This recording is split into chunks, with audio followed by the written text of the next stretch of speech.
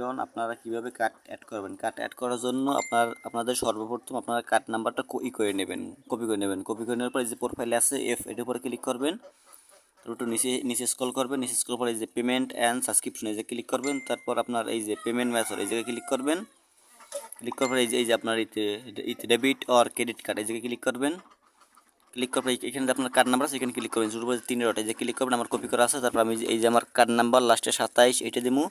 তারপর এমএমওয়াই আমার কপি করা আছে এই যে 029 এটা দিমু। তারপর সিকিউরিটি কোড দিমু 215 এই যে 215 215। তারপর নিচে স্ক্রল করবেন।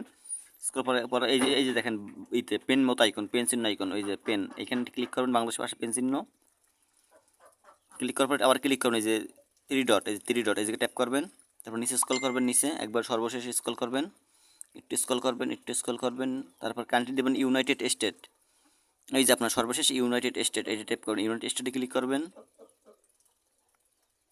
আবার যে কার্ড নাম্বার ওইটি পেস্ট করে দিবেন। তারপর এমএমওয়াই দিবেন। এমএমওয়াই এই যে আমার এমএমওয়াই 029। তারপর সিকিউরিটি কোড দিবেন 215। তারপর নিচে স্ক্রল করবেন। এই যে আপনার লাস্টে বিলিং জিপ কোড দিবেন। আমার কপি করা আছে এই যে 90011। তারপরে ক্লিক করবেন এই যে সেভ কার্ড ক্লিক করার পর একটু ওয়েট করবেন। এই যে আমার কার্ড সেভ হয়ে গেছে লাস্টে 27। পরে এখান থেকে কাইটে দেবেন। এখান থেকে কাইটে প্লে স্টোর অ্যাপসটা চাপ দিয়ে ধরবেন। তারপর অ্যাপস ইনফোতে ক্লিক করবেন। তারপর এই যে স্টোরেজ অ্যান্ড ক্লিয়ার। তারপর এখান থেকে এই যে ক্লিয়ার এইটি ক্লিয়ার করে দেবেন। তারপর স্টোরেজ ক্লিয়ার এইটি ক্লিয়ার করে দেবেন। ওকে, তারপর আপনার কার্ডটা বসানো হয়ে যাবে।